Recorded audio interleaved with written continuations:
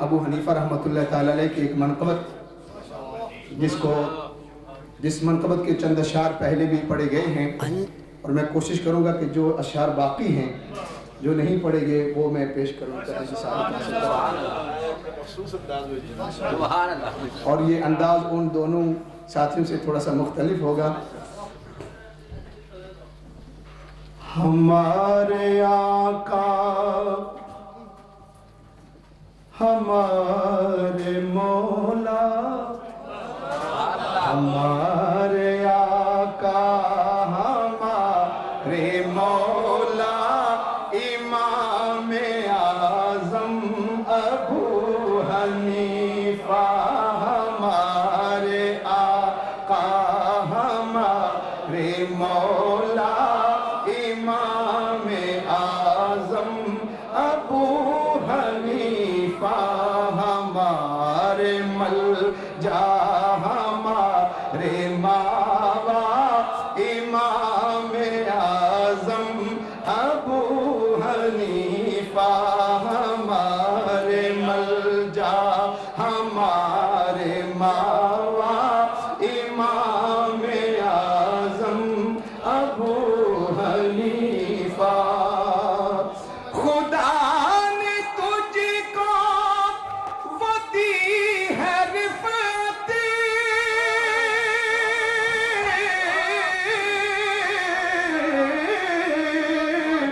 کہ تیرا منصوب بھی ہے مرفوع۔ بسم اللہ الرحمن الرحیم۔ محترم و مکرم حاضرین، سامعین، امام الائمہ، سراج الامہ، کاشف الغمہ، امام امام،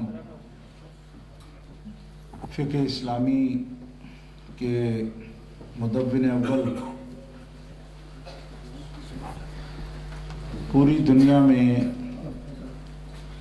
پھیلے ہوئے تقریباً 70 کروڑ مسلمانوں کے مقتدا اور پیشوا،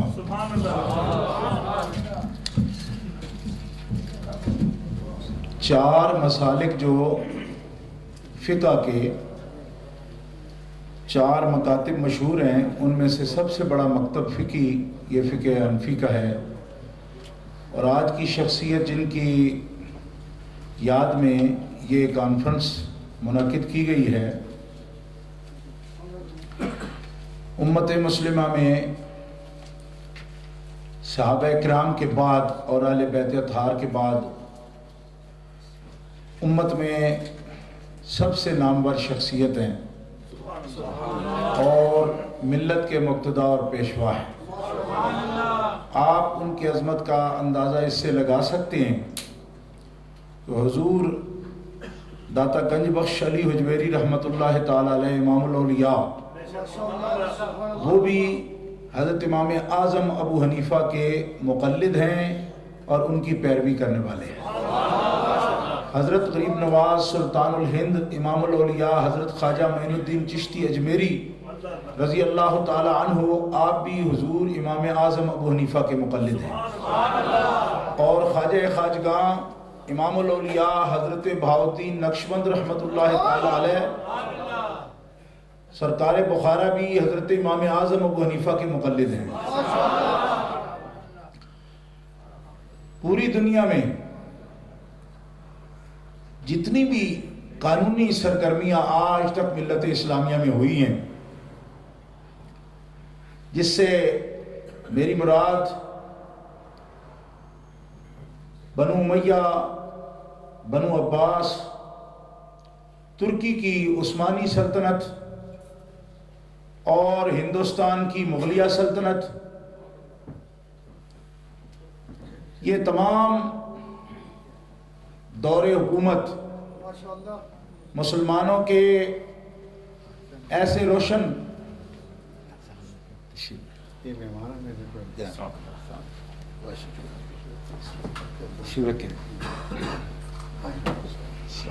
نعرہ تکبیر، نعرہ رسالت، مصطفیٰ زندہ باد، مصطفیٰ زندہ باد،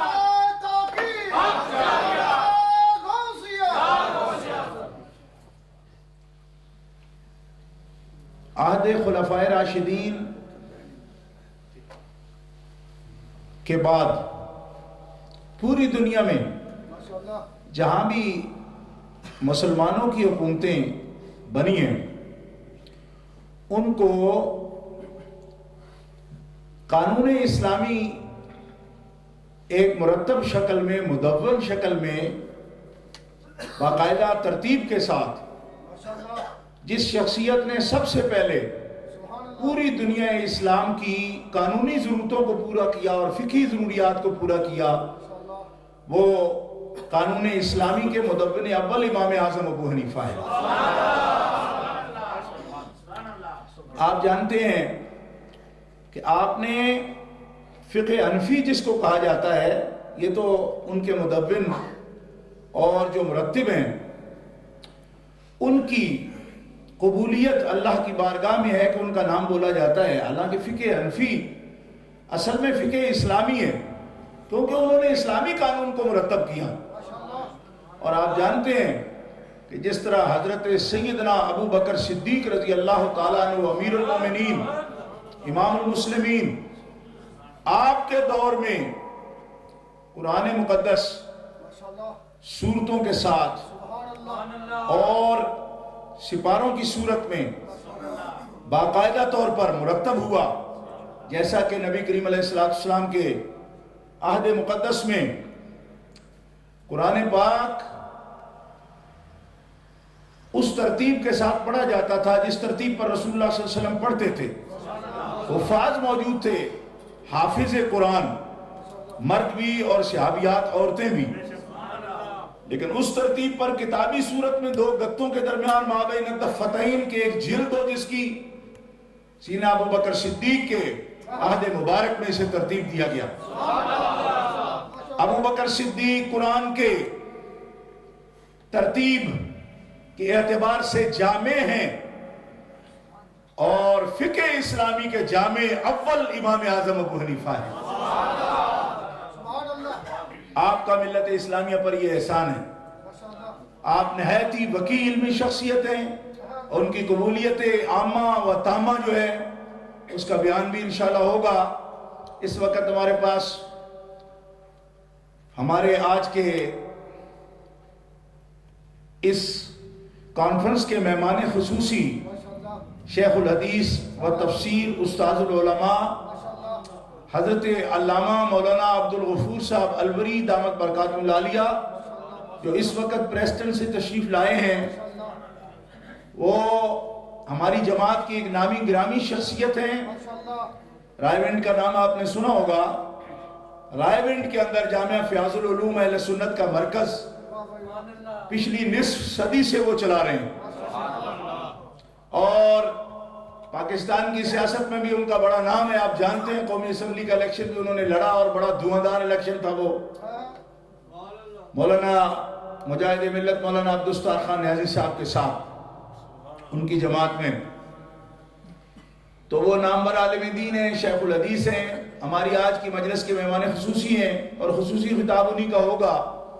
میری ان سے درخواست ہے اور ان کی تجویز اور ان کی خواہش کے مطابق ان کا پروگرام جو ہے تقریر کا بھی ہم شروع کروا رہے ہیں۔ ابھی حضرت مولانا قاری عبدالقادر صاحب جو بڑے صاحب طرز پڑھنے والے ہیں وہ بھی پڑھیں گے، اور صوفی محمد حسین طارق صاحب وہ بھی مانچسٹر سے مجھے نظر آئے تھے، تشریف لائے ہیں۔ جی ہاں بیٹھیں۔ انشاءاللہ یہ دونوں حضرات ابھی آپ کے سامنے بڑے خوبصورت انداز میں پڑھیں گے، لیکن پہلے حضرت علامہ مولانا عبدالغفور صاحب الوری، کیونکہ ان کو جو ہمارے دوست وہاں سے عبد المالک صاحب پریسٹن سے لے کر آئے ہیں تو کچھ جلدی بھی ہے ان کو، تو ہم چاہتے ہیں کہ ہمارے مہمان خصوصی کی اپنی طبیعت کے مطابق ان کو ٹائم دیا جائے۔ میں نے ان کی خدمت میں درخواست کی ہے کہ ان کی ہی مرکزی تقریر ہے، لہذا وہ اپنے بھرپور انداز میں امام صاحب کے بارے میں اپنے تفقع و بصیرت اور مطالعہ کی روشنی میں آپ کے سامنے بھرپور تقریر فرمائیں گے۔ میں دعوت خطاب دے رہا ہوں شیخ الحدیث و تفسیر استاذ العلماء حضرت علامہ مولانا عبدالغفور الوری صاحب۔ نعرہ تکبیر، نعرہ رسالت، تحقیق, نعرہ حیدری, نعرہ غوثیہ, ہمارے سچے رہنما, ہمارے سچے رہنما, ہمارے سچے رہنما, ہمارے سچے رہنما, ہمارے سچے رہنما. کوئی بات نہیں, آپ سنت ہے نا, آخر خطیب اوپر ہی بیٹھے. سبحان اللہ. اسپیکر لگا کرسی خالی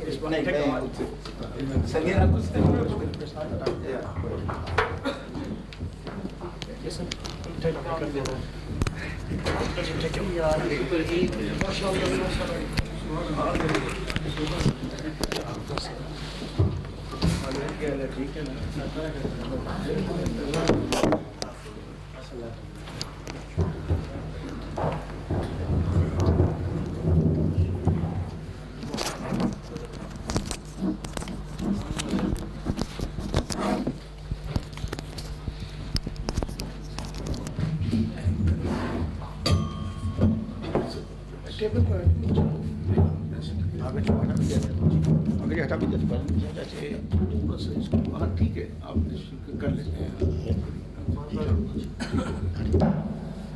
سیٹ ہو گئے اور کر دو, تھوڑا سا ہو سکتا ہے.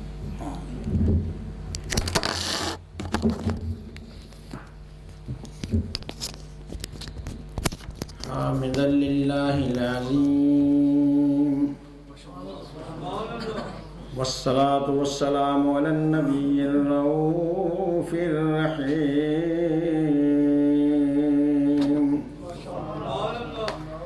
أما بعد فأعوذ بالله السميع العليم من الشيطان اللعين الرجيم.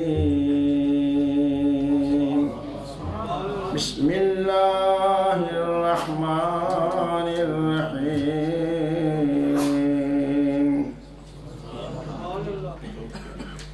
إنما يخشى الله من عباده العلماء. وقال الله تبارك وتعالى في مقام آخر قل هل يستوي الذين يعلمون والذين لا يعلمون. وقال النبي صلى الله عليه وسلم من يرد الله به خيرا يفقهه في الدين. وقال النبي صلى الله عليه وسلم لو كان الدين على الثريا ليناله وفي رواية لناله رجل من فارس أو كما قال. صدق الله وصدق رسوله النبي الكريم ونحن على ذلك لمن الشاهدين والشاكرين والحمد لله رب العالمين. تمام حضرات بآواز بلند آقا نامدار کی ذات بابرکات پر جھوم جھوم کر دو شیخ الصلاۃ والسلام علیک یا رسول اللہ وعلی آلک واصحابک یا محبوب رب العالمین. الصلاۃ والسلام علیک یا رسول اللہ وعلی آلک واصحابک یا نورا من نور اللہ. معزز حاضرین، حمد و صلات کے بعد جو میں نے کلامی الہی کلمات طیبات دو مختصر حدیثیں نقل کی، اس سے پہلے کہ میں ان کا ترجمہ کروں اس کے بعد جو امام عالی مقام امام الائمہ سراج الامہ امام ابو حنیفہ رضی اللہ تعالیٰ عنہ کے متعلق میرے ذہن ناقص کے اندر جو بھی آئے غرض کروں، یاد کر دینا ضروری سمجھتا ہوں کہ جامع معقول و منقول پیر طریقت حامی شریعت الشاہ قبلہ پیر سید محمد عرفان شاہ صاحب قبلہ دامت برکاتہ العالیہ ایک عظیم محقق ابن محقق ہیں، علمی گھرانہ ہے، سادات کا خاندان ہے. اور اگر میں یہ کہہ دوں ان علماء کی موجودگی میں کہ مفسرین کرام نے جہاں اور معنی اور مفاہیم و مطالب سید کے بیان کیے ہیں، وہاں یہ بھی بیان کیا کہ سید وہ ہے جو عالم ہو۔ یہ تفاسیر میں موجود ہے۔ تو اس سے تم لوگ یہ نہ سمجھنا کہ اس کا مطلب ہے جو اور سید ان کو سید ہی نہیں، لیکن میں نے تفاسیر کا حوالہ دیا ہے کہ اس میں اس کے تحت مفسرین نے لکھا ہے سید ایسا ہے، سچا ہے، سچا ہے، پیور، اور ایسا سید ہے جو مذہب کا پتھر ٹھوس چٹان ہے۔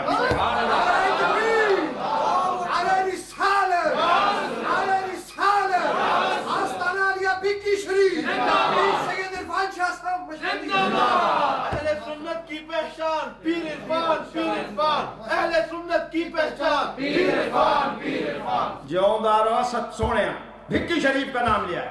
یہ بھکی دیہات کا گاؤں ہے، یہ بھکی دیہات کا گاؤں ہے، معمولی گاؤں، لیکن اب معمولی نہیں رہا دنیا میں ایک عظیم شہروں سے بھی عظیم، کیونکہ عظیم ہستی وہاں جلوہ فرما ہوئی، سرکار شرف پوری کے فیض یافتہ، پیر طریقت، حامی شریعت، زبدۃ العارفین، حجت الکاملین، سند الواصلین، الشاہ سید پیر جلال الدین شاہ صاحب رحمۃ اللہ تعالی علیہ، حضرت پیر صاحب کے والد گرامی رحمۃ اللہ تعالی علیہ، جن کے جب وفات ہوئی تو لاکھوں انسان ان کے جنازے میں تھے، اور دنیا میں لاکھوں ان کے شاگرد ہیں۔ وہ بھکی جو دنیا میں ایسا مشہور ہوا کہ بھکی بھکی ہو گیا۔ وہاں عرفان کی بھی بارش ہے، ان کا تو نام عرفان ہے نا، اس کا مسمى ہے، عرفان کی بھی وہاں بارش ہوئی اور فیضان علم کی بھی بارش، طریقت و شریعت کا دو سمندر وہاں جاری، برز البحر یلتقیان بینہما برزخ لا یبغیان۔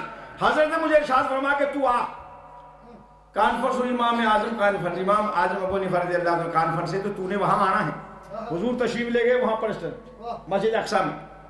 میرا حضرت جیسا آپ کا ارشاد ہے، یہ مت سمجھنا کہ میں حضرت کی تعریف کر رہا ہوں، یہ تعریف میں نے نہیں کی، کہ مجھے معلوم ہے حضور نے فرمایا اوسو ترابا علی وجوہ المداحین، کہ جو غلط مداح کرنے والے ان کے منہ میں مٹی ڈالو، لیکن یہ میں غلط نہیں کر رہا، اور اگر میں اتنے بھی الفاظ نہ کہوں تو سمجھو کہ میں ان کے منصب اور اپنے منصب سے غداری کر رہا ہوں۔ یہ ہمارے سرمایہ ہے، سرمایہ اہل سنت، اللہ تعالیٰ ہمیں ان کے فیض و برکات سے بہرامر اور متمتع فرمائے۔ اور جو میرے لیے انہوں نے کہا وہ تو بڑوں کی شان ہوتی ہے، میں بھی اس قابل نہیں، منانم کے مند عالم ہوں، میں تو ایک کھیت مداح انسان ہوں، لیکن میرے نبی کے غلاموں یہ آج کی جو کانفرنس ہے یہ ایسی ہستی کی کانفرنس ہے جس کے بارے میں متعدد انداز میں نبی پاک نے ارشاد فرمایا ہے۔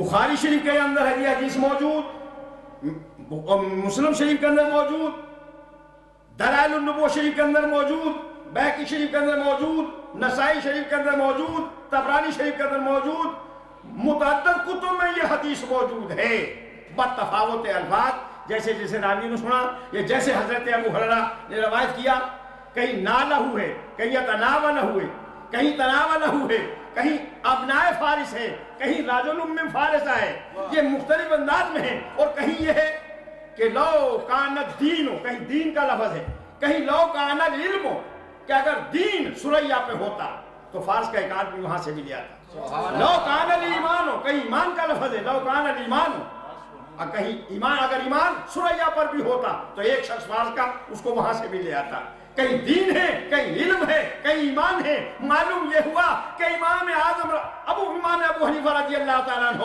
وہ ہیں جن کے در سے میرے نبی کے ارشاد کے مطابق دین بھی ملتا ہے، ایمان بھی ملتا ہے، علم بھی ملتا ہے۔ نعرہ تکبیر، نعرہ رسالت،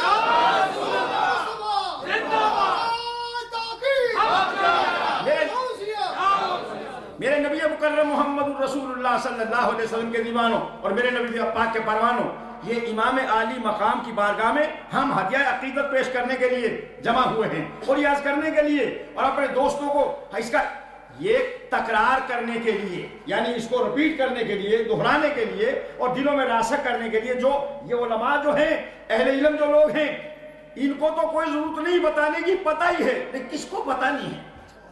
70 کروڑ جیسے حضرت نے فرمایا ہے، دنیا کے کسی کوشے میں چڑھ جاؤ وہیں آپ کے ماننے والے موجود ہیں، لیکن میرے نبی کے کے غلاموں، امام ابو حنیفہ رضی اللہ عنہ کے منصب کو اگر میرے جیسا کوئی آدمی بیان کرے وہ کیا بیان کرے گا؟ ساری دنیا نہیں، پوری کائنات میں اس نبی پاک کے پروانے کے محاسن اور خوبیاں بیان کرے تو ان کی خوبیوں بیان نہیں ہو سکتی۔ حضور داتا صاحب کے بارے میں جیسے آپ نے فرمایا ہے، حضور داتا صاحب علیہ الرحمہ وہ کون ہستی تھی؟ وہ شہنشاہ ہند خواجہ خواجگاں ہیں، خواجہ معین الدین چشتی اجمیری رحمۃ اللہ تعالیٰ علیہ، شہنشاہ ہند، جن کے بارے میں یہ کہہ گئے کہ گنج بخش فیض عالم مظہر نور خدا، ناکسارا پیر کامل کاملانہ رہنما۔ اور حضرت نے ایک موضوع مجھے دے دیا اور حضرت نے یہ میری رہنمائی کے لیے ہی یہ فرمایا کہ اس کی رہنمائی ہو جائے، چونکہ ہمارے در پر آیا ہے تو یہ چونکہ اس کہیں ٹھوکر نہ کھا جائے، اور اس کی یادداشت کے طور پہ کب کی یہ بیٹھا کافی دیر کا ہے تو وہ جمعیت نہ رہی ہو ذہن میں، اس لیے میری رہنمائی کر دی۔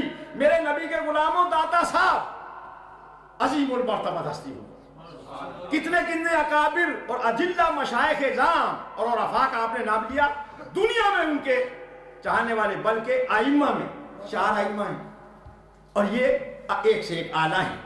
لیکن آپ کو معلوم ہونا چاہیے یہ تو فلانے کے بال بچے ہیں، تو حضرت امام شافعی نے فرمایا الناس عیال ابی، الناس فی العلم اور الناس فی الفقہ عیال ابی حنیفہ، کہ علم فقہ میں تمام لوگ جو ہیں وہ امام ابو حنیفہ کے بال بچے ہیں، ان کے فیض یافتہ ہیں، ان کے محتاج ہیں۔ یہ مقام ایک امام وقت کا امام جس کے بارے میں یہ کہے، اور جیسے حضرت نے فرمایا ایک سے ایک ولی کامل ان کے مقلد ہوئے ہیں، جتنے اولیاء ایک سے ایک، سرکار غوث پاک بھی امام صاحب کے ہی مقلد ہوتے، سرکار غوث پاک بھی امام صاحب کے ہی مقلد ہوتے، کیوں؟ بڑے بڑا جلت اور آپ کا بھی رجوع ادھر تھا۔ لیکن میرے نبی کے غلاموں، حضرت امام احمد حنبل رضی اللہ تعالیٰ عنہ اپنی قبر انور سے تشریف لائے اور آپ نے عرض کیا کہ حضور اور تو سارے ادھر ہیں، وہاں تو کوئی گھاٹا نہیں ہے۔ امام ابو حنیفہ رحمۃ اللہ علیہ کے ہاں کوئی گھاٹا نہیں ہے، آپ ادھر نہ جائیے، میری عرض مان لیں تاکہ میرے کو کچھ فخر ہو جائے، آپ میرے اس میں آ جائیں۔ ان کی سوالیں پڑھ کے دیکھیں۔ اب ہم سے لوگ کہتے ہیں جو غوث پاک یہ کرتے تھے، وہ رفع دین کرتے تھے، وہ یہ کرتے، او بھائی وہ تو سنی تھے پکے۔ یہ جتنے 4 ائمہ ہیں کٹر سنی، یہ یاد رکھنا، اہل سنت والجماعت۔ لیکن غوث پاک تو سنیوں کے پیشوا ہیں، لیکن وہ یہ کہ بھائی چونکہ وہ تو مقلد جو ان کے ہو گئے، اور وہ بھی انہوں نے کہا کہ حضرت کوئی بات نہیں، آپ کی مہربانی، ذرا میری بھی عزت بڑھ جائے گی۔ امام محمد رضی اللہ عنہ نے یہ کہا، تو آپ پھر جا کے کہا ٹھیک ہے اگر آپ کہہ رہے تو، اور ان لوگوں کے در سے کوئی خالی جاتا نہیں، اس لیے شہنشاہ اولیاء حضور غوث الاعظم رضی اللہ عنہ نے ان کی تقلید اختیار کر لی۔ تو میرے نبی کے غلاموں، میرے نبی پاک کو حضور داتا گنج بخش علیہ الرحمہ، یہ وہ لچھے دار اور وہ طرز والی تقریر تو سمجھنا نہ، لیکن ذرا باتیں سننا ذرا ایسے باتیں سادہ ہی باتیں ہیں۔ حضور داتا گنج بخش اجمیری علیہ الرحمہ فرماتے ہیں کہ حضور عاشق رسول نبی پاک کے پروانے حضرت بلال کے مزار اقدس پر میں حاضر تھا شام کے دن، تو ان کے سرہانے مجھے نیند آئی، میں سو گیا۔ ان کا سونا کیا تھا، ایسا ہی سونا ہے، لیکن آپ نے فرمایا یہ کشف المعجوب میں موجود ہے، آپ نے فرمایا مجھے نیند آ گئی تو سرکار آ گئے، حضور پاک صلی اللہ علیہ وسلم تشریف لے آئے۔ تو میں نے دیکھا جب حضور آئے تو میں نے جب وہ خواب دیکھا تو اس خواب کی حالت میں مکہ المکرمہ میں تھا۔ معلوم اسے یہ ہوا کہ میں مکہ المکرمہ میں حرم شریف میں ہوں، تو باب ابی شیبہ سے آپ داخل ہوئے، تو حضور پاک جب داخل ہوئے تو اور ہی صحابہ ساتھ، لیکن ایک شخصیت ان کے پہلو میں تھی، بزرگ شخصیت، نورانی چہرہ، لیکن ان کو ایسے جیسے بچے کو کوئی اٹھا کے لاتا ہے چلاتا ہے، نبی پاک اپنے پہلو پر بغل میں لے کے ان کو ایسے اٹھا کے لا رہے۔ میرے دل میں خیال آیا، کس کے دل میں خیال آیا؟ گنج بخش فیض عالم مظہر نور خدا، ناکسارا پیر کامل کامل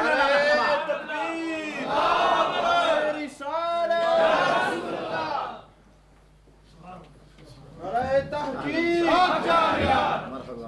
फैजान हुजूर हाजा हाजगार हमारे आलिया शाहपुर शरीफ हमारे आलिया सामना गुरा शरीफ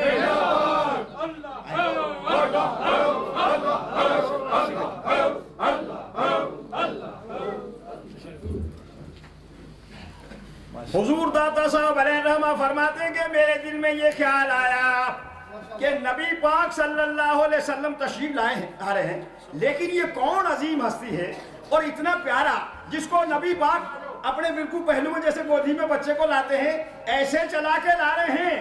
तो जब मेरे करीब आए तो मैंने हुजूर दाता साहब अलैहिर्रहमा फरमाते हैं कि मैं नबी पाक के कदमों में गिर पड़ा और हुजूर पाक के कदमों के बोसे लिए, और मेरे दिल में जब ये ख्याल आया कि ये कौन शख्सियत है इतनी बामर्तबा जिसको हुजूर पाक ऐसे ला रहे हैं जैसे बच्चे को बड़े प्यार से ला रहे हैं इसको, तो हुजूर पाक ने खुद ही फरमा दिया। मेरे दिल में ख्याल आना था कि नबी पाक ने फौरन ही फरमा दिया, नबी पाक के लिए तो कोई पोशीदी थी नहीं, आपने फट फरमा दिया, ए अली बिन उस्मान जल्लाबी, ये आप नहीं जानते ये तेरा भी इमाम है और तेरे शहर वालों का भी इमाम है, ये इमाम अबू हनीफा है जिसको मैं ला रहा हूं। हमारे सच्चे रहनुमा अबू हनीफा और रजा, हमारे सच्चे रहनुमा अबू हनीफा और रजा। वाह क्या बात है, जिस राह चल दिए हो सिक्के बिठा दिए हैं। वो रजा है जिन्होंने कहा कि आदा से कह दो खैर मन आए नशर करें, आदा से कह दो खैर मन आए नशर करें, कि दुश्मनों को कह दो किल के रजा है खंजरे खूंखार बरकबार, किल के रजा, किल का मतलब कलम, कि रजा की कलम जो है खंजरे खूंखार बरकबार, ये बिजली की बारिश करती है और खंजर है ये खूंखार खंजर है। किल के रजा है खंजरे खूंखार बरकबार, आदा से कह दो खैर मनाए नशर करें।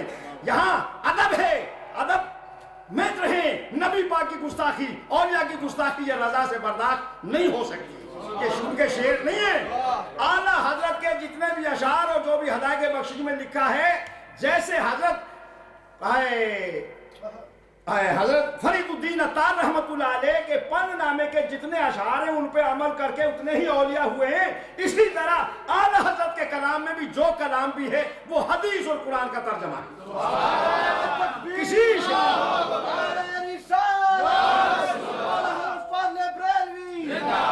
जिस शेर को भी चाहते हो पेश कर दो, हजरत उसी के साथ हदीस और कुरान से दलील देंगे, क्योंकि बाहर गए ही नहीं, आप बाहर नहीं गए। आपने कहा भी है आला हज़रत ने, ये नारे नौजवान के नारे की बात याद आ गई कि आला हज़रत ने कहा है कि अरे जो कहे शेरो पास शरा दोनों में हुस्न क्यों कराए। लोग कहते हैं शेर कहा ही नहीं जा सकता जब तक झूठ ना लड़े, उसमें कोई ना कोई नमक ना लड़ाया जाए। तो कहते हैं कि जो कहे शेरो पास शरा दोनों में हुस्न क्यों कराए, लाऊ से पेशे जलवाए जमजम आए रजा के यूं, उसको मेरे कलाम के सामने लाओ और मैं बताऊं कि ऐसे हुस्न आता है, शरीयत का पास भी रहता है और हुस्न भी आता है। तो मेरे नबी के गुलामों उसकी वजह क्या कि आला हजरत हुजूर के इश्क में फना थे, हजरत इमामुल अइम्मा सिराजुल उम्मा नबी पाक के इश्क में फना थे, और ये दोनों आरिफ को कामिल थे, आरिफीन के सरताज थे, उलमा के सरताज गुजरे हैं। इमामुल अइम्मा के मकाम को वो आला हजरत बयान कर गए, और जो वो तहकीक व तदकीक कर गए, कोई माई का दाल क्या वो तहकीक करेगा। मेरे नबी मुकर्रम मुहम्मदुर रसूलुल्लाह सल्लल्लाहु अलैहि वसल्लम के परवानों, अल्लाह पाक ने फरमाया इन्नमा यख्शल्लाह मिन इबादिहिल उलमा, अल्लाह ताला की सही खशियत और खौफ तो उलमा ही रखते हैं। ये है वो उलमा, ये है वो अहले इल्म, और वो जिन्होंने हुजूर पाक ने खुद उनको इरशाद फरमाया, ये प्यार जैसे दाता साहब ने फरमाया कि हुजूर ने मुझे ये फरमाया, और उसके बावजूद आपका रुजू और था, इधर आपका रुजू नहीं था। किताबें लिखें, दर्स पढ़ाएं, یہ نہیں تھا امام صاحب کا، یہ خیال نہیں تھا۔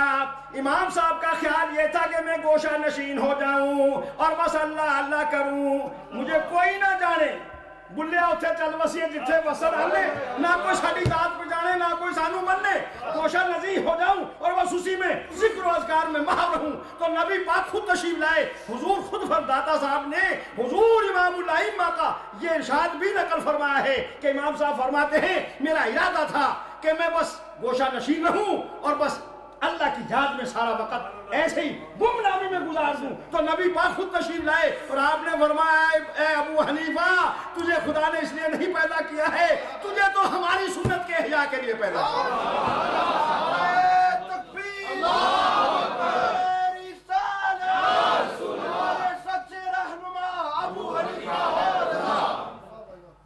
یہاں ایک بات اس کے تحت بات تھی، خواب ہے لیکن وہ میں بیان نہیں کرتا، کیوں کہ میرے پاس تو الفاظ نہیں ہیں، حضرت کے پاس تو ذخیرہ ہے، وہ تو اس کو بیان کر سکتے ہیں، لیکن تم اس کو سمجھو گے نہیں۔ اتنا ہی سمجھ لو کہ نبی پاک نے یہ فرمایا جیسے کہ حضور کے جسم سے مکھیاں اڑا رہے ہیں۔ حضرت امام بخاری کو یہ خواب نظر آیا، یہ امام صاحب کا نہیں، امام بخاری کو، تو خواب کی تعبیر کچھ اور ہوتی ہے۔ آپ نے جو تعبیر پوچھی، کسی نے یہ تعبیر یہ بتائی کہ آپ صحیح احادیث کو جمع کریں گے اور جو ضعیف حدیثیں ہوں گی، جو کمزور پہلو جن میں ہوگا نابیوں کی وجہ سے کسی وجہ سے، آپ ان کو علیحدہ کریں گے، صحیح کو علیحدہ کریں گے، اصل میں دین کی خدمت کریں گے، حدیث کی خدمت کریں گے۔ جو حضور کو پنکھا ایسے جھلنے کا مقصد یہ ہے کہ آپ حضور کے دین کی اور حضور کی حدیث کی اشاعت کریں گے۔ اسے ہی امام صاحب کو حضور پاک نے فرمایا کہ یہ مقصد ہے۔ پھر آپ ادھر لگے، پھر آپ نے جو احادیث کی چھان بین کی ہے اور آپ نے فرمایا کہ جو میرے قول اور میں نے جو حدیث سے سمجھا، مجھے جو میرے نبی پاک نے فیضان دیا ہے اور اس کے تحت جو میں نے احادیث کے تحت مسائل بیان کیے ہیں، جیسے حضرت نبی فرمایا کہ یہ آپ سے قبل کسی نے ایسے چھان بین کر کے اور مسلمہ اسلام کے اندر ایسی تاریخی طور پہ ایسے مسائل کو کسی نے جمع نہیں کیا، حوائج جس میں سب ہوں، جس کو عالمگیر نے فتح عالمگیری کی شکل میں، تو یہ تو ایک ہے۔ آپ کے تو بے شمار مسائل تھے اور ایسے ایسے ادق مسائل آتے تھے جن کا پتہ نہیں چلتا تھا کہ اس کا کیا جواب دیا جائے، لیکن امام صاحب رحمۃ اللہ تعالیٰ نے آنن فانن اس کو حل فرما دیتے تھے۔ کیوں حل فرما دیتے تھے؟ بعض کتابوں میں نہیں ہوتے تھے اور ہر بات اور ہر مسئلہ کتابوں میں بھی نہیں ملتا، کتابوں میں نہیں ہوتا، لیکن میاں جب یہ عرفان حاصل ہو جائے، اللہ والوں ان کا تو مقامی وراء الورا تھا۔ پھر جب جو کچھ پڑھا ہو، اگر میرے نبی پاک نے فرمایا جو انسان جانتا ہو من عمل علی علم علمہ اللہ ما لم یعلم او کما قال، میرے نبی پاک نے فرمایا جو کسی نے پڑھا، جتنا علم پڑھا ہے، اس پڑھے ہوئے علم پر جو عمل کرے گا تو اللہ تعالیٰ اس کے عوض میں اس کو وہ علم بھی دے دے گا جو وہ اس نے پڑھا نہیں ہے، وہ علم بھی حاصل ہو جاتا ہے۔ اور اساتذہ کہتے تھے امام اعظم ابو حنیفہ رضی اللہ تعالیٰ عنہ کو کہ یہ مسئلہ کہاں سے آپ نے نکال دیا، یہ کہاں سے نکال دیا؟ تو عرض کرتے تھے استاد جی جو فلاں حدیث آپ نے پڑھائی تھی مجھے اسی میں سے تو یہ بات نکلتی ہے، اسی میں سے تو یہ مسئلہ نکل رہا ہے۔ ایک لیکن کیا بات تھی وہاں؟ تقویٰ تھی، طہارت، یہی وہ فقہ، جس کو فقہ آ جائے تو علم فقہ، جس کو فرمایا من یرد اللہ بہ خیرا یفقہہ فی الدین، فقہ نام ہے دین کی سمجھ کا، اور اس کو پھر احادیث کے طور پر قرآن اور حدیث کی روح سے وہ مسائل پیش ہوں اور ان کے تحت اس کو سمجھا جائے، یہ ہے فقہ۔ اب جو فقہ کو، یہ تو حضور پاک نے فرمایا جو فقہ پڑھنے والے ہیں، جس فقہ کے جمع کرنے والے امام صاحب ہیں، میرے نبی کے غلاموں، میرے نبی نے فرمایا من تفقہ فی الدین کفاہ اللہ ہمہ وغمہ ورزقہ، من تفقہ فی الدین، جس نے دین کی سمجھ حاصل کی، دین کا علم دینی اور فقہ حاصل کیا، تو اللہ پاک کی طرف سے آقا نے ارشاد فرمایا کہ من تفقہ فی الدین کفاہ اللہ ہمہ وغمہ ورزقہ، اللہ اس کے غم و ہموم سب کے لیے کفایت کرتا ہے، وہ آگے آ جاتا ہے، میرے بندے میں کافی ہوں تو فکر نہ کر۔ ارے یہ کوئی ہر تھوڑی جوت رہے ہیں، یہ علماء ہر جوت رہے، میں ہر جوت رہا ہوں، اور ابھی ہماری بات ہم تو ہیں بھی کیا، ہم تو کچھ بھی نہیں، اور ہم تو ان کے ایک خاک کے پا بھی نہیں ہیں، لیکن بیٹھے بٹھائے اللہ دے رہا ہے۔ حلوے لا رہے ہو، بٹیرے لا رہے ہو، ککر لا رہے ہو، مرغے لا رہے ہو، کھیرے لا رہے ہو، کیا کچھ کہہ رہے ہو، وہ بڑی عزت کے ساتھ لے جا رہے ہو، اور یہ حضرت اس پہ بیٹھے۔ یہ حضرت ہے تو اس لیے وہ تو جانتے تھے نا اس کو کہ نبی پاک کی سنت ہے، آپ نے فرمایا، یہی لفظ فرمایا کہ سنت ہے۔ جاہل پیر کہیں ہو تو واللہ، جاہل پیر تو ہمارے جاہل پیر نہیں ہوتے، جو ویسے بھی ہوں تو اللہ وَعَلَّمْنَاهُ مِن لَدُنَّا عِلْمًا، ان کی دلجوئی کے لیے جاہل پیر ہو نا، جو ان کے روپ میں آگے ہیں، اچھے پیروں کے روپ میں آگے ہیں، ان کی ہم دلجوئی ایسے کر دیتے ہیں کہ بھائی کوئی علم لدنی ہے، تاکہ ان کے مرید بھی برا نہ منائے، نہیں سمجھے؟ تو ہمارے بزرگ بعض کچھ بھی نہیں پڑھے، حضرت عبدالعزیز دباغ رحمۃ اللہ کچھ بھی نہیں پڑھے تھے، لیکن دیکھ لے وہ مسائل جو نہیں حل ہوتے تھے وہ حل کر دیتے۔ نعرہ تکبیر، نعرہ تکبیر،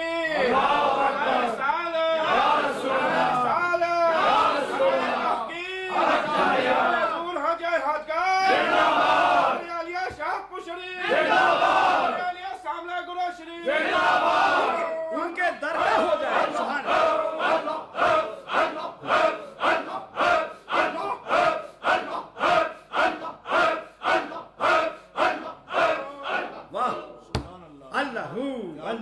اس کے ہو جا، اللہ اللہ کہو، اللہ رہے تو تو نہ رہو۔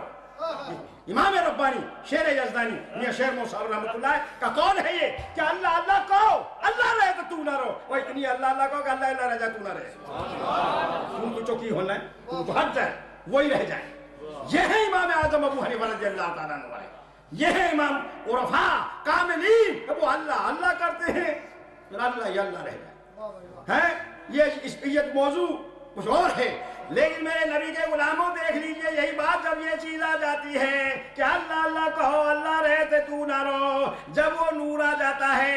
یہ جو اہل اللہ امام اعظم رحمت اللہ تعالی علیہ کیسی شخصیت تھے؟ وہ عارفین کے سرتاج تھے، علماء کے سرتاج تھے، ہیں کیسے؟ بچے کھیل رہے ہیں، آپ پڑھا رہے ہیں، یہ گیند آپ پڑھا کری، سب بچے جھجک رہے ہیں، آپ تو پڑھا رہے تھے، ایک بچہ آگے گیند اٹھا کے لے گیا، اور بچے تو جا میں نہیں جاتا، امام صاحب پڑھا رہے ہیں، بھائی مجھے شرم آتی ہے، مجھے ایک بچہ امام ہے تو اپنے گھر کے میں جاتا ہوں، وہ گیند اٹھا کے لے گیا۔ آپ نے فرمایا یہ بچہ حرام کا ہے، یہ بچہ یہ حرام زیادہ ہے۔ لیکن ہم تو ہماری اور بات ہے، وہ لوگ امام صاحب کا مقام تھا، وہ علماء کے عقیدت مند ہوتے تھے، وہ پیروں کے عقیدت مند ہوتے تھے۔ آپ نے جو فرما دیا تو یقین ہو گیا، ان کی ماں سے تحقیق کی، اس کی ماں نے کہا کیا بات ہے؟ کہا ایسا امام صاحب نے فرمایا ہے۔ تو کہا بالکل ٹھیک ہے، آپ نے سچ فرمایا یہ حرام کا ہے۔ آپ سے پوچھا حضرت آپ نے یہ کہا ہم نے تحقیق کی، واقعی وہ حرام کا تھا، آپ کو کیسے پتا چلا؟ آپ نے ارشاد فرمایا اس لیے، وہ تو ان کا دل رکھا نا، آپ کو تو ویسے ہی پتا تھا نا، آپ کو تو ویسے ہی پتا تھا، لیکن آپ نے فرمایا کہ چونکہ اس کی آنکھوں میں حیا شرم نہیں تھی، یہ چونکہ جب بے حیا ہو، بے شرمی اور بے حیائی یہ اس وقت آتی ہے جب خون میں کوئی خرابی ہو، میں اس لیے سمجھا، ان کو تسلی یہ دی، لیکن یہ بات علیحدہ تھی، وہ اپنے آپ کو چھپاتے ہیں۔ میرے نبی نے ارشاد فرمایا، یہ ترمذی شریف کے اندر حدیث موجود ہے کہ اتقوا فراست المؤمن فإنه ينظر بنور اللہ، اتقوا فراست المؤمن فإنه ينظر بنور اللہ، کہ اللہ والے کی فراست سے ڈرو کیونکہ وہ نور الہی سے دیکھتا ہے، وہ نور الہی سے دیکھتا ہے۔ اور پنجابی زبان میں میاں محمد نے بھی یہ بات کہی ہے، اگرچہ میں پنجاب کا تو نہیں ہوں، تو میں الور کا، انڈیا کا، لیکن جو عمر یہی ساری کٹی نا، شرم الشریف میں رہا، وہاں پڑھتا رہا۔ میاں محمد فرماتے کہ جے رب دل دیا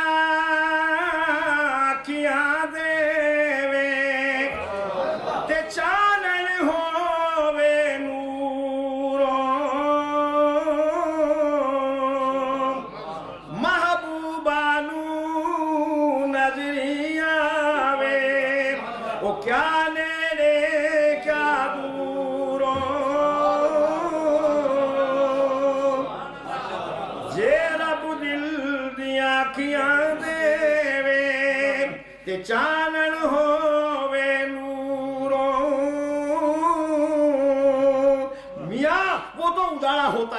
ان کے لیے روشنی ہوتی ہے، وہ نہ کہیں تو علیحدہ بات ہے، لیکن میرے نبی کے غلاموں یہ تو معمولی بات تھی۔ یہ میزان الکبریٰ میں علامہ عبد الوہاب شعرانی سب یہ مصر کی چھپی ہوئی ہے، عربی میں ہے، 2 جلدوں میں ہے میزان الکبریٰ۔ جلد پہلی صفحہ 109 پر آتا ہے کہ امام اعظم رضی اللہ تعالیٰ عنہ آدمی کو دیکھے کہ یہ کیا گناہ کر کے آیا ہے، اور یہ تو معمولی بات ہے۔ سرکار شرگو جو ان کے غلاموں کے غلام ہیں، ایک نوجوان ایک آم لایا، کہا حضور آپ کے لیے آم لایا ہوں، آم بڑا میٹھا ہے، جمعہ کا دن تھا، آپ نے وہاں جا کام کر لے جا اس آم کو، پھر نہیں حضور بڑی اس سے لائے، اور آپ نے فرمایا اپنی بہن کے ساتھ تو زنا کر کے آیا، ہمارے لیے آم لے آیا، کرو، ورنہ آپ نہیں کہتے تھے۔ نقش بندیوں میں یہ خاص کر کے بات ہے، وہ چھپاتے ہیں، لیکن زیادہ کیا پھر یہ کہا تو امام صاحب نے ارشاد فرمایا طبقات الکبریٰ میں میزان الکبریٰ میں علامہ عبد الوہاب شعرانی فرماتے ہیں کہ امام صاحب کو انسان دیکھ کے یہ پتا چل جائے کیسا ہے کہ یہ تو علیحدہ بات ہے۔ جب وہ وضو کرتے تھے تو امام صاحب وضو کے پانی میں سے دیکھ لیتے تھے کہ یہ آدمی گناہ کیا کرتا ہے۔ جن کی لطافت کا یہ حال ہو، جو وضو کا پانی بہے، مستعمل پانی بہے، اور اس میں سے یہ دیکھ لیں کہ کون سا گناہ کر کے آیا ہے، بنا وہ مسائل میں کیا توقف کر سکتے ہیں جو ان کا پیشہ تھا، جو ان کا کام تھا، اور جس کے لیے خدا نے ان کو پیدا کیا تھا۔ آج کہتے ہیں امام صاحب یہ کہے گے، امام صاحب یہ کہے، یہ ہے وہ جو لوگ اعتراض کرتے ہیں، ان کو خدا نے وہ جلا بخشی تھی، اعلیٰ سے اعلیٰ، جو لا ینحل مسائل ہوتے تھے اس کو حل فرماتے تھے۔ ایک نوجوان وضو کر رہا ہے، اس کے وضو کا مستعمل پانی دے کے آپ نے فرمایا یا ولدی تب عن عقوق الوالدین، آپ نے فرمایا بیٹے والدین کی نافرمانی سے توبہ کر۔ فقال تبت من ذلک الی اللہ، اس نے کہا حضور ٹھیک ہے، آپ نے ارشاد فرما دیا میں توبہ کرتا ہوں، اللہ کی طرف رجوع کرتا ہوں، اس گناہ سے واقعی میں اپنے والدین کا نافرمان ہوں، کیونکہ پانی میں سے دیکھا، مستعمل پانی میں سے دیکھا کہ یہ والدین کا نافرمان ہے۔ ایک شخص کو آپ نے فرمایا یا اخی تب عن الزنا، یا اخی او بھائی تب عن الزنا، زنا سے توبہ کر۔ تو فقالا تب، کہا امام میں نے توبہ کی۔ یہ نہیں کہا کہ یہ بات کیسے کہی جی آپ نے آگے سے، کیسے کہتا، پتا تھا کہ میں زنا کرتا ہوں۔ ایک شخص کو دیکھا، ایک کا پانی دیکھا، وہ شراب پیتا تھا، یہ کھیر یہ مزامیر اور یہ وہ گانے بازے سنتا تھا، شراب پی کے مست ہو کے۔ تو آپ نے اس کے پانی کو دیکھا، آپ نے فرمایا یا اخی تب من شرب الخمر وسماع آلات اللہو، او بھائی شراب پینے سے اور الہ و نات، جو یہ تو نے گاجے باجے رکھے ہوئے ڈھول ڈمکے، اسے توبہ کر جا۔ اس نے فٹ کہا تب تو منہا، حضور میں نے اسے توبہ کی۔ کیسے پتا چلا؟ میزان الکبریٰ میں علامہ عبد الوہاب شعرانی جیسی شخصیتیں لکھ رہی ہے، یہ مقام ہے امام ابو حنیفہ رضی اللہ تعالیٰ عنہ کا، جو ایسے دیکھ سکتے ہیں میرے نبی کے غلاموں، یہ وہ حضرات ہیں جن کے تو آپ کا وسیلہ خدا کی بارگاہ میں پیش کر دیا جائے، لا ینحل مشکل حل ہوتی ہے۔ دنیا کا امام، 4 اماموں میں سے امام شافعی، جب کوئی مشکل آتی تو وہ بھی تو کہہ سکتے ہیں اللہ سے ہی مانگو، اللہ سے ہی مانگو۔ وقت کا امام ہو امام شافعی خود، اور اپنے مد مقابل امام کی قبر انور پر ان کے روزے پہ جائیں، اور آپ خود فرماتے ہیں جب میں جاتا تھا، جب کوئی حاجت پیش آتی تھی اور کوئی مشکل مجھے میرے لیے پیش آتی تھی تو امام الائمہ سراج الامہ امام ابو حنیفہ کے مزار اقدس پر ان کی قبر انور پر جاتا تھا، اور وہاں میں دعا کرتا تھا، ان کے وہاں جا کے جو دعا بھی کرتا، میری جو مشکل ہوتی ہے اللہ سے حل فرماتا۔ اذا کانت لی حاجت فلآتی الی قبر ابی حنیفہ، جب مجھے کوئی بھی حاجت ہوتی امام ابو حنیفہ کی قبر پر آتا، ان کا شفت حاجت، میری حاجت پوری ہو جاتی۔ اور وہاں جا کے رفع دین چھوڑ دیتے تھے، قرأت خلف الامام چھوڑ دیتے تھے۔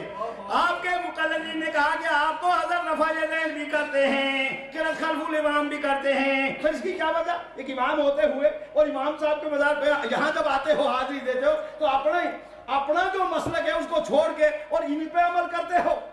امام صاحب کے مسلک پر آپ نے فرمایا تمہیں معلوم نہیں ہے، اس لیے کہ مجھے امام صاحب سے یہ شرم آتی ہے کہ ہمارے در پر آ کے بھی تو اپنا اجتہاد کرتا ہے۔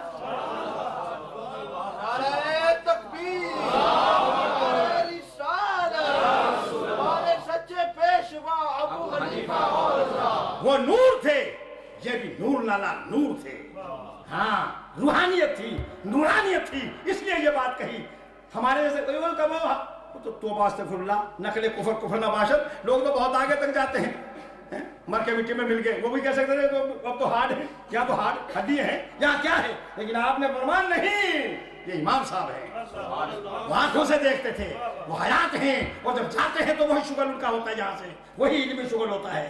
میرے نبی کے غلاموں، آپ نے یہ کہا مجھے ان سے شرم آتی ہے، معلوم ان آنکھوں سے وہ دیکھتے تھے، وہ نورانیت تھی۔ یہ علم ایسے نہیں آ جاتے، دینی علم بغیر گناہوں سے نہیں آتا۔ امام شافعی رحمۃ اللہ علیہ کے شاگرد نے کہا، بلکہ امام شافعی خود فرماتے ہیں، خود اپنے لیے فرماتے ہیں کہ شکوت الی وقیع سوء حفظی فاوصانی الی ترک المعاصی، کہ میں نے اپنے استاد سے شکایت کی کہ استاد جی میرا حافظہ کمزور ہے، تو میرے استاد نے فاوصانی الی ترک المعاصی، میرے استاد نے مجھے وصیت فرمائی بھائی گناہ چھوڑ دے، اگر یہ دینی علم پڑھنا ہے تو گناہ چھوڑ دے، تیرا حافظہ تیز ہو جائے گا۔ کیوں؟ دلیل ساتھ یہ دی، لأن العلم نور من الہ، لأن العلم نور من الہ والنور لا یعطی لأحد، کیونکہ یہ علم اللہ کا نور ہے اور یہ نور گناہگار کو نہیں ملتا۔ معلوم ہے یہ لوگ ایسے پاک باز تھے، تبھی تو انہیں سب کچھ نظر آتا تھا۔ میرے آقا نامدار محمد الرسول اللہ صلی اللہ علیہ وسلم کے دیوانوں، یہ ہے امام علی مقام اور یہ ہے آپ کا مسلک۔ چار آپ مناظر آگے فاتح خلف الامام کو کہ ہم تو آپ سے مناظرہ کریں گے، کیسے مناظرہ کرو گے؟ کیا آپ کہتے ہیں کہ فاتح خلف الامام نہیں پڑھنی چاہیے، ہم نے مناظرہ کرنا ہے۔ آپ نے فرمایا اچھا مناظرہ کرنے کہا، یہ سمجھ رہے ہو بھائی؟ سمجھ آ رہی ہے سب کو؟ اور ٹائم ہو گیا ہے، قریب میں رکھا دیں، اور میں حضرت نے تو فرما لے کیجیے عرض کر دیں۔ امام صاحب نے کہا تو تم چاروں کرو گے؟ ٹاپ کے علماء تھے، کہاں؟ تو آپ نے کہا تم چار بولو گے؟ آپ نے فرمایا تم چار بولو گے میں ایک ہوں تو وہ تو خلط مبحث ہو جائے گا، خلط مبحث ہو جائے گا، بات کا پتہ نہیں چلے گا۔ ایک بولے، ادھر سے میں ایک بولوں، ادھر سے تم ایک بولو، ایک ایک بات کرو۔ انہوں نے ایک کو آگے کر دیا، کہا اچھا ٹھیک ہے، پھر ہم میں سے یہ آپ سے مناظرہ کریں گے۔ آپ نے فرمایا یہ کریں گے؟ کہا یہ کریں گے، یہ تفسیر روح البیان میں ہے، یہ سبحان اللہ۔ کہیے۔ آپ امام صاحب نے فرمایا اچھا تو یہ مجھ سے بولیں گے تو تم اس کے ساتھ تین اور ہو، کیا اس کی بات تمہاری بات ہوگی؟ اگر یہ مجھے قائل کر لے تو اس کا قائل کرنا تمہارا قائل کرنا ہے؟ کہا ہاں، اگر یہ آپ کو قائل کر لیتا ہے تو اس کا قائل کرنا ہمارا ہی قائل کرنا ہے۔ آپ نے فرمایا اگر میں اس کو قائل کر لوں اور یہ تسلیم کر لے میری بات کو تو اس کا تسلیم کرنا تمہارا تسلیم کرنا ہوگا؟ انہوں نے کہا ہاں۔ کہا کیوں ہوگا؟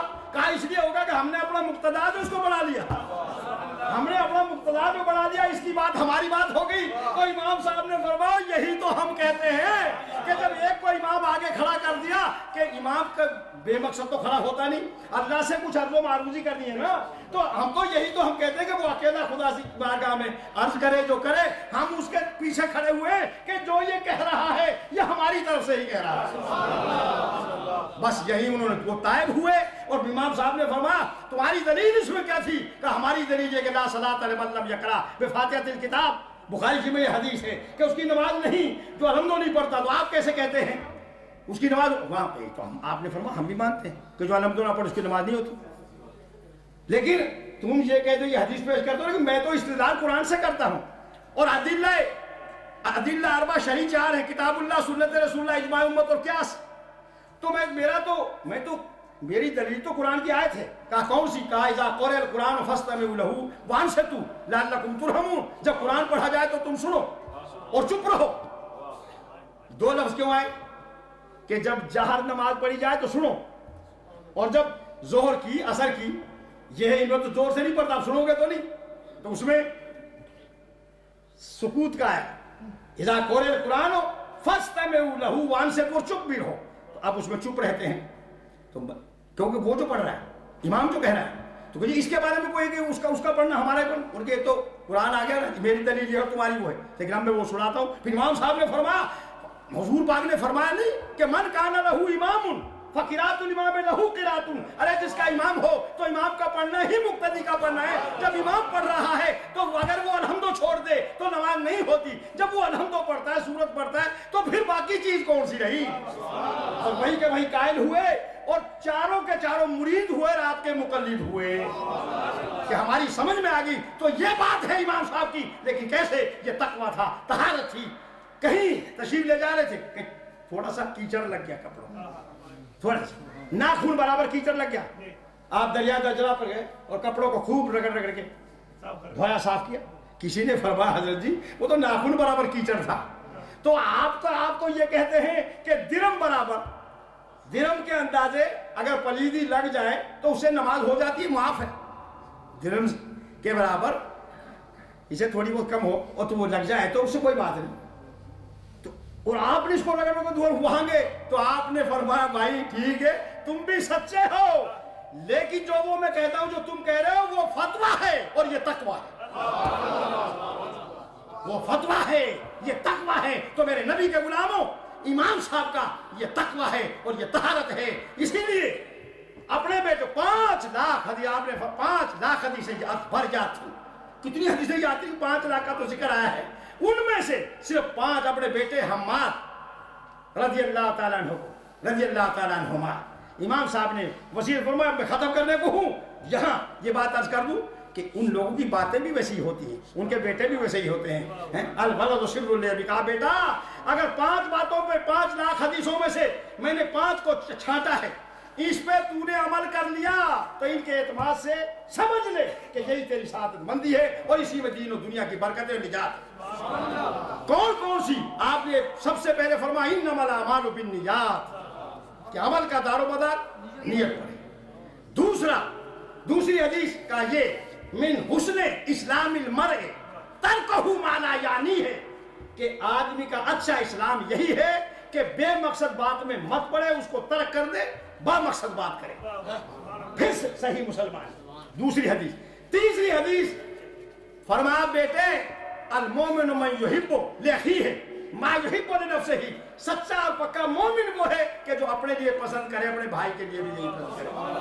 اگر اس کی تشریح کی جائے تو بہت ٹائم لگتا ہے. اب تم خود ہی سوچ لو کہ جو آدمی اپنے لیے کیا کیا پسند کرتا ہے, کسی کو برا کہتا ہے تو خود بھی سوچ لے کہ مجھے اگر کوئی برا کہے تو, کوئی اچھا کھاتا ہے تو اگر کوئی آ جائے شاید تو اس کو, اس میں بہت سی چیزیں ہیں. خیر تیسری ہے.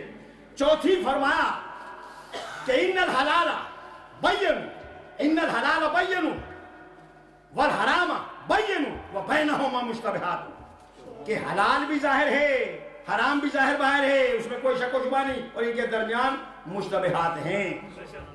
تو اگر ہر چیز کو حرام کہتا ہے, 11 بھی حرام ہے, فلانے بھی حرام ہے, بھائی ہر چیز جب ظاہر ہے تو ہر چیز کو حرام کہتے جا رہے ہو, حرام کی دلیل تو لاؤ, فلاں چیز حرام حرام. جب واضح فرما دیا نبی پاک نے کہ بے شک حلال بھی بین ہے, ظاہر ہے, حرام بھی بین ظاہر, اس میں کوئی چیز نہیں, اور ان کے درمیان مشتبہ چیز ہے. اور مشتبہ جو ہے اس کو تو حضور نے فرما دیا کہ دا ما یریبک الا ما لا یریبک, کہ جس میں شک پڑے تو اسے ترک کر دو, جب جہاں تک کہ شک نہ رہے.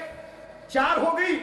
اور 5ویں یہ حدیث, کہا بیٹے 5ویں یہ بات, المسلم من سلم المسلمون من لسانہ و یدہ, سچا اور پکا مسلمان وہی ہے کہ جس کے ہاتھ سے اور زبان سے مسلمان سلامتی میں رہیں. وآخر دعوانا الحمدللہ.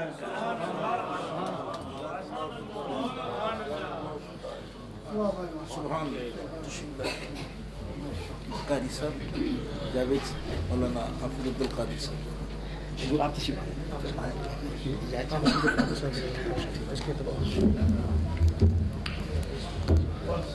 حاضرین محترم, اب نعت رسول مقبول صلی اللہ علیہ وآلہ وسلم